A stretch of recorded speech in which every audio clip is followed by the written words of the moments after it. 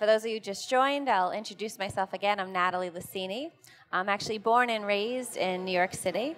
I have been a professional photographer for just over 3 years now.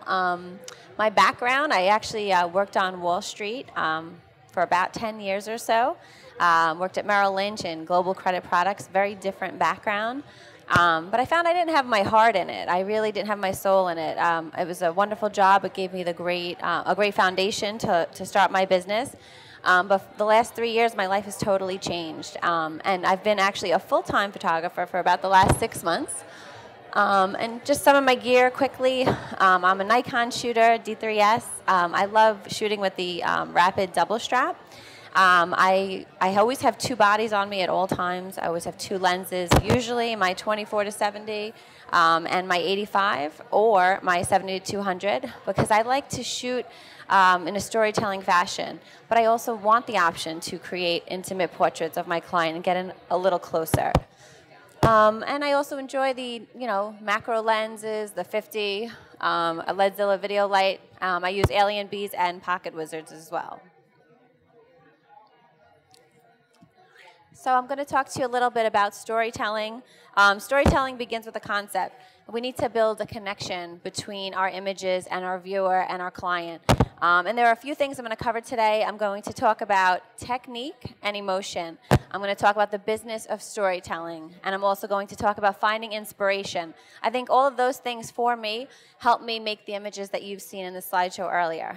In terms of technique and emotion, I'm going to cover lighting, composition, posing, go through developing a concept, creating images with soul. And an important aspect is the business of storytelling. We're all here, we're professional photographers, and we make beautiful pictures for our clients, but we need to sell them, we need to be profitable. And then another thing I get all the time is how do you find inspiration? So I'm going to cover that a little bit. So the first part I'm going to talk about is technique. This is my foundation. It's not how everyone works, but this is my way. It's how I like to do it. So I start with lighting, composition, and posing. And other elements for technique for me are mood, emotion, concept, and I use narration to tell the story. And I'd love to tell you a little bit about this picture. This picture is really special to me. It was one of my first fine art portraits, and it was a really special portrait. And so I would like to walk over some of the details of how I created this picture. It was a local mother in Staten Island. She was going through, a divorce. It was a really tough time for her. And she wanted to make a really special portrait for her son's 2nd birthday. So we spoke on the phone. We talked a little bit about her family and her life. And we came up with a really different idea for a portrait session. And one thing I noticed when I met her was that her son, like most children, very attached to their parents, he had this thing that he would do. He would always caress her face, and he would say, "Mama, Mama." And he had this way about him that really, you could see how much he loved his mother. So I thought, let's do something different. Their house was for sale. They weren't going to live there much longer. What could we do that's different? So I said, let's just do a portrait session in your bedroom, early in the morning, which early in my book is like 10 a.m. And, let's make it, realistic. She was wearing pajamas. She happens to be naturally beautiful with great cheekbones, so she wasn't wearing any makeup. And we made this picture. And just to tell you a little bit about some of my camera settings, how did I take this picture? Some people like to delve into exactly how it was composed. So this picture was taken last April with my 24-70, and I used video light. Now, the first step with all my portraits is determining my camera settings, my composition. And for this portrait, I used 2.8. I did this because I really just wanted my center of focus to be the mother and the son, and I wanted the background. It wasn't important to me. I also need a lot of light in this room because it was a dimly lit room. You see the light there? It's dark and dramatic. That was really the light I had to use. So my ISO was at 1250. My shutter was at 100. And I was careful not to move it any slower because, as you know, children move. And I really didn't want to have any blur in this picture. It was important. Now, using a Nikon D3S, I obviously could have doubled my ISO. I just chose not to because I wanted to use a video light. I wanted it to be a little bit moody. I wanted to control the direction of the light. And I really like using my Ledzilla. So as I mentioned, I came up with this concept with the mother. It was a collaboration. But what was important to me was making it an authentic representation of who my client really was. It was taken early in the morning. And after getting my camera settings and my composition, I started framing this picture. So you'll see I positioned my client and her son on the bed. They were in their pajamas. And I was careful when I posed them that I wanted them to be just a little bit to the right of that sconce and a little bit to the left of the wall art. You have to be careful not to have objects in the room intersect your client's heads. You know, those little distracting elements really can impact a lot your final portrait. So try to keep that in mind. And this shot, they were about 45 degrees from the window, and it was a very dimly lit room. It wasn't a lot of quality of light. So I added a little video light. You'll see if you look closely that there is a shadow behind their heads. It didn't bother me a ton. I like the moodiness. I like the drama of this picture. So it was fine if it wasn't perfect. I'm not a perfectionist. But I love the room. I mean, there's a lot of depth and dimension. The interesting pattern on the bedspread. The suede painted walls, it just added a lot of interest, and it was one of my absolute favorite pictures. So I'd love to talk to you a little bit about this portrait. This was a portrait of my client taken last March, about a year ago. I always use my Nikon D3S. For this portrait, I used my 85 millimeter, again at 2.8. I do love my 24-70. I use it most of the time. But for this portrait, this bridal portrait, I love the dreaminess of my 85.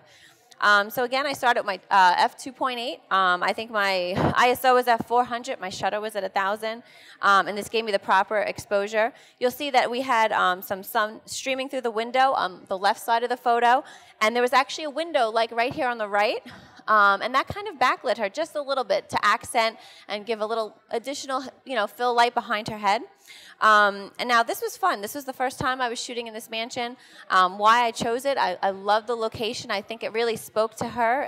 It kind of added to the look that she had, her dress. It made sense. So if I have a client, she's a bit more modern girl, I wouldn't have chose this location. Everything was chosen. It was selected. It was a decision I made. Of course, I could make something work if I needed to, but this was important. I really wanted it to be authentic. So how did I execute this concept? So, it's simple. Like I said earlier, my basic settings, I get my basic camera settings and composition, and I position my bride right beside the window. Now, I wasn't sure exactly where I was going to place her. I think I initially had her, maybe a few inches outside, and then I moved her. I said, let's move 2 inches this way, maybe another inch, until it felt right. And I was very aware of the arch in the window. I wanted it to sort of be like a leading line to her head. You'll see the fireplace there on the side, sort of has a line that leads right into her. So there's a lot of elements that lead into her. It's a dark, dramatic portrait. But one thing you'll notice is, this is a sort of a lovely image of her. But I find that when you're posing someone a little long, they start to get a little static, flat-footed. So I asked her, I said, bend your leg closest to me. So if I was posing her, I'd say, bend this leg closest to me. And she did that. And I said to her, put your hand over here and then run it across your tummy. And keep running it across your tummy. So she did that. And I said, run it back. Because I wanted there to be a little bit of energy flowing. I didn't want her to get lost in, the pose. That happens all the time with clients. So I try to keep them moving subtly. Another thing I do with my clients, if I want to direct them, I'll say, move your face ever so slightly this way. In the last few years I've been photographing, I find that when you tell someone move your face this way, they often go like this or this. It's a really sharp, movement. So my new technique that I'll talk about a little bit more later in the presentation was I'll tell them, okay, I need you to move your face, and I'll lower my voice. I'll have a soft voice, and I'll say, I want you to say in your head, I want you to count like you're slow dancing. 1, 2, 3, 1, 2, 3, 1, 2, 3, and go back and forward, and just saying it softly, 1, 2, 3. I find that if I show them, I talk slowly, it's a sort of a calming, soothing thing, and it works really well. And in this picture, I did the same thing. I wasn't sure exactly where I wanted her position for her face, but if I said move here and then move this way, people just go like this, and then move your chin. People move in really sharp movements, as you know. So that's a little technique that I've been working on, and that really helps tremendously. Okay, so let's talk about this portrait again. Focus is on creating a gorgeous portrait for my client. This was one of my favorite clients, James. And his mother, Denise, I photographed them probably 5 or 6 times in the last 2 years. And when I came up with this concept, I called her and I said, you know, I knew a little bit about James. I knew his interests. And I said, let's do something outdoors. He's always outside. He's always playing baseball with the kids. They live in Brooklyn. They're always going to parks nearby. What's your favorite park? So we went to one of the favorite parks, and she's like, let's bring his guitar. Let's bring his harmonica. We brought a few things, lollipops. Just make it an afternoon, something fun. Now, I knew this area, this park. I knew the lily pond. So I had this image in my mind. So I knew coming into it that this is something I wanted to create. So on the morning of the shoot, as we were walking over, you may see this is a 3-year-old, and it looks maybe like he's unsafe. He's like near a lily pond. He really was sitting there, but his mother was actually in the bush sort of behind, and in one of my frames, you actually see her hand. And she was right there. Trust me, it was very safe. That's my priority in photographing my clients. But before we got to that exact location, what we did is we started walking over, and I started planning. Now, I knew that we had hoped that he would maybe play an instrument and do something adorable and be himself. But how do you do the exact thing at the exact moment with a 3-year-old? I mean, we know we have kids. It's impossible. So as we were walking around, I said, oh, James, I said, do you see that little frog? Oh, my God, I just saw a frog. And he's like, where? I was like, I heard a noise, but I thought that was a frog. You didn't see the frog? So I started talking about frogs. So as we're walking around, I told him, well, I heard that if you play your harmonica, the little frogs will jump on the lily pads. I said, so wait until I cue you, and we're going to do that. And he's like, okay, You play make-believe. I mean, I'm an adult. I still play make-believe. So here we were in the shot, and I took a few quick test frames, made sure my exposure was great. I think I was at f4 on this. Yep, f4, shutter was 4,000, ISO 400. So I got my exposure. I picked f4 because I wanted most of my scene to be in focus. That was important to me. It's such a gorgeous area. So I had my exposure. I did a few quick test shots, and then I brought him over with his mother. Now, obviously, I ran across, and I do like really silly things when I'm with my clients because I like to keep the energy up. I'm a very high energy person, so I would like probably singing and running around. Like I even had this videotaped for a promo for my website. So there's some like outtakes that are embarrassing. I'll never show anybody. But so here I am. I come on the other side, and we placed him, and I did a few different compositions of this, which I'll show you in the next few slides. This looks like great composition. I love the way he's, I framed it at rule of thirds. He was facing this way. I would never have brought the frame this way. It wouldn't feel right because his legs were pointing in this direction. But I tested a few things. I didn't nail it on the first shot. I had a few frames that I was like, okay, where do I want to be? And I had a lower camera angle. I thought that was really important. And let me show you a bit more about composition. So I want to dive a little deeper into composition. When I plan a portrait, the quality of light is really important. It determines where I'm going to pose my subject. And next, as I mentioned, I place my subject in the scene and I do some test shots. Now, I don't always know the final outcome when I'm starting. So on the left, you'll see I centered my subject and I quickly followed the rule of thirds. It just didn't feel right. I took one frame, moved right over, and you'll notice James is on the right side of the frame. And this was intentional because it just made sense. It felt right. And then in the end, I lowered my camera angle and it felt good, but it wasn't right. So here's the final outcome again. You'll see actually I zoomed out. So here's the prior frame. You see a little bit of the cloud on top. And then my final outcome, I zoomed out. So it's important as you're photographing your client is try different angles. Zoom in, zoom out, move around in a 180 degree. You never know what's going to look great. But we're in the digital age, so we have the ability to play and test different things. So try it.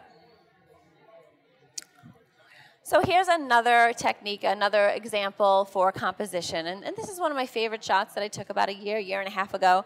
And you'll see these beautiful leading diagonal lines.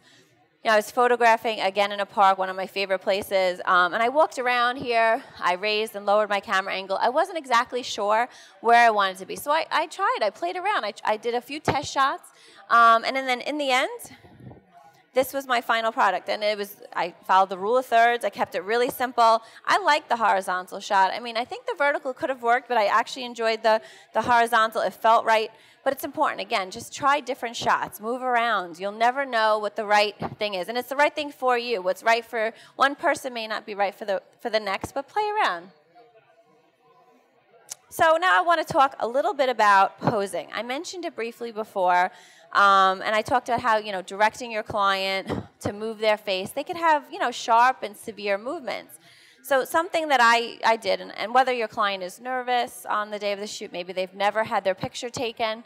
So something that I like to use a lot, like I mentioned earlier, is my technique of asking my client in a soft voice. I'll say, okay, I want you to move your face. And when you do, I want you to imagine you're slow dancing. And I want you to count 1, 2, 3, 1, 2, 3, 1, 2, 3. And they tend to even move their face, almost identical. And now I have several frames. So you'll see I did this with her. It's for a headshot. 1, 2, 3, 1, 2, 3. And there were several more, but this is essentially it. Now, not everyone, looks perfect from every angle. So this was a good, bad example in a way, because she just looks great from every angle. But this gives you the opportunity. You have several options. Unfortunately, this trick doesn't work with children. They don't listen as well as adults. But here's another great posing tip that I use. Have you ever asked a client to lean against a wall or sit on the wall, on the floor on the wall, and they almost never do what you ask them to do right? For some reason, this is one of my clients, Sal. He's a life coach, really cool guy, athlete. So I thought, the shoot was going to be easy. For some reason, he did not bring his A game. I was like, all right, Sal, let's do something cool. He wanted pictures where he looked approachable as a life coach, so he wanted it to be casual. So I'm like, all right, go sit on the floor. We'll do a couple of cool, funky pictures. And he genuinely sat on the floor like that. And I was like, huh? I just assumed he'd be cool no matter what. So I said, all right, that's not working. Shake it up, stand up, come back. So I said, all right, I want you to imagine that you're at a barbecue with your friends, and there's a bunch of hot girls sitting over there.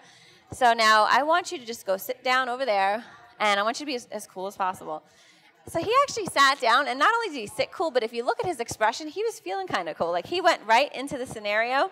And so sometimes you need to actually create a scenario to get your clients into that mindset to get this. I don't know how. I mean, I should send him this picture on the left to show him, like, what is that? I don't even understand how he's sitting like that. He looks like a tool. I mean, but right here, he was, like, really awesome.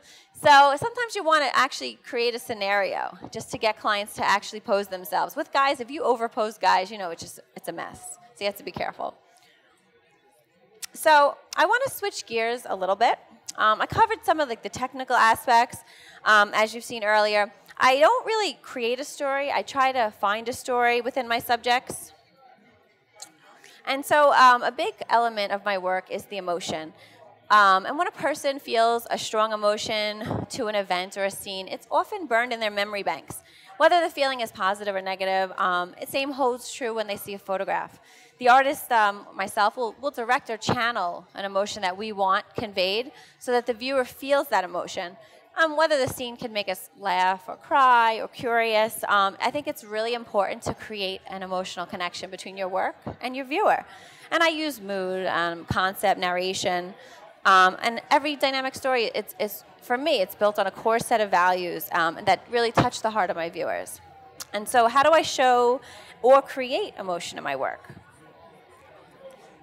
So I love meeting new people. I love making friends, and those of you who know me or don't know me yet, I'm a chatterbox. I talk to everyone. I talk to the wall, and it's just who I am.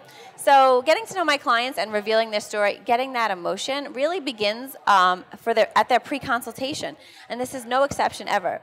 I love hearing about my clients. I love hearing about their families, their story. I'm curious about their hobbies. What do they do on the weekend? It's just little open-ended questions that help me get to know my client, and it's not really a Q&A. I try not to make it like an interview. I like to make it a casual conversation. I'll often have my little worksheet that covers all the things I'd hope to hear, but I don't go step by step by step. I want to make it flow nicely. When I'm hearing about my clients, if it's appropriate, I share something about my family. It's just my way. It's not, not everyone needs to share about their personal life, but I'll share about my kids. I have 2 crazy children that wreck my house on a daily basis. Some of them might see the recent Facebook photo of my daughter powdering her bedroom. I mean, it's a mess. But if I can relevantly try to create a connection with my clients, I'll do that. And I feel that really helps on the day of the shoot. Now, another thing I do is I'll ask my clients if it's relevant. I'll say, tell me about James. So let's say he's in karate. I'll say, oh, what was the, last time you were really proud of him? What did he do? And she'll say, oh my God, he's up for brown belt or whatever. And she'll share something with me. And then later on the day of the shoot, when it's the time I need to, I'll go back and I'll say, James, I heard, you're going to be a brown belt in karate. And he gets really excited. So I get really authentic energy and excitement from him. And I make sure I don't pull it at the wrong time. I make sure I use it at the right time because it really comes through in my imagery. So here's an example, revealing emotion in posing. Now, you may say, okay, this looks like a beautiful portrait of a mother holding her son. I didn't say, hold your son like this and smile and look at him because I know you love him. I said to her, this is my client, Elisa. In a soft voice, we were posing. We were by the window. We were there for, 2 or 3 minutes, and she was just soothing him. I said, wow. I said, Elisa, how old is Destin? And I said in a soft voice, and she goes, oh, my God, he just turned 4 months on the 12th. And, when your kids are that young, you know exactly they're 4 months and 3 days and 6 hours. So she's like, he's just turned 4 months. And I said, oh, my gosh, do you remember, the day he was born? And she's like, yeah. I'm like, do you remember that moment when you first held him? And I'm talking to her. And just naturally, and it wasn't intentional, it was just naturally, I said, do you remember that? And she looked up at me for a second, and you could see she started lifting her hand just a little bit, and she looked down at him for 1 or 2 frames, and it was just that moment. I didn't say, go hold him, look at him, because I know you love him. I walked her back in a few months memory. I walked her down memory lane, and this is the portrait I got. It was really special. Her body language changed. She was talking like I was talking. I created the mood, but it was authentic. It really happened. And I think that's important, and I like to bring my clients back in time. I enjoy it. So here's another, really quick example. In this portrait, I did something a bit similar. Lily's dad, I said to Lily's dad, just slide over into the picture. And so as he slid over, it was a little tricky because the window light. I said, gosh, in a soft voice, I said, who does Lily look like? And they looked down, and they were like, well, I don't really see me. I kind of see your sister. And then I think he caressed her head or arm at one point, and then as he pulled back, they were just kind of talking about who she looked like. And again, you'll see, I have a series of portraits. Their body language changed, just their position. They were talking in a soft voice. So I just talked to them about their families, about their life, and it evokes authentic emotion. So the business of storytelling, that's really important. We're artists, we're photographers, but, we need to sustain our families. And an important part of storytelling is the business of storytelling. And so what I did about a year ago is I offered a signature line. And overall, it helped my sales. It actually quadrupled my sales, and I'll tell you a little bit how. I infused the art of storytelling into my line. So on a day of a photo shoot, I would take a lot of beautiful portraits of my clients, and I would take 1 or 2 epic portraits, and I would infuse them into their slideshow. And I knew my hope was I was going to sell like a 16 by 20. And my 16 by 20s are expensive, but I put a lot of heart and soul into my work. I print on the G-Clay paper, Black River Imaging. It's spectacular. Or I'll print on canvas. And it's important because my product, I need products that really can actually hold all the dynamic range of colors. I do a lot of editing techniques, and the G-Clay and the canvas are spectacular. So, when you think about offering a signature line and selling these products to your clients, I'm creating images that tug on your heartstrings. And when you think about something that's priceless, it's very expensive. And for me, what helped my overall success of my business in the last year was doing in-person presentations. And I'm not going to lie, I did online galleries for 2 years, and I was excited. Oh, my average sale was like up to $1,000. As soon as I implemented in-person presentations, it quadrupled. I mean, it really seriously quadrupled. I'm not lying. I was nervous to invest in a projector. I was nervous to invest in everything I needed to do this. And everyone's like, oh, no, it'll make up for it in its first sale. They were right. I couldn't believe it. So I've been doing that, and it's really overall helped my business. I'm able to be more of a low-volume, high-end studio. I'm able to give the service that I want to my clients. But, it comes with valuing your work, and you need to price it accordingly. So for me, my signature line, again, it was infused into my whole business. And I print on G-Clay, I print at canvas, and it's a premium. And like, Black River Imaging or selecting vendors that you trust that are able to deliver the product, quality, and service that you need, that's essential. You can't send them something that isn't perfect. If you're charging $600, $700, $800 for a canvas, it needs to be absolutely perfect. So you need to build relationships with vendors that you trust. And I have a complex aesthetic and with textures, it's a painterly feel. And so you need to test. Don't just send out a print. Try 3 or 4 different types of paper. Make sure that you're giving them the right product. And so, we talk about storytelling, and we talk about making beautiful images. I covered some of the technical aspects.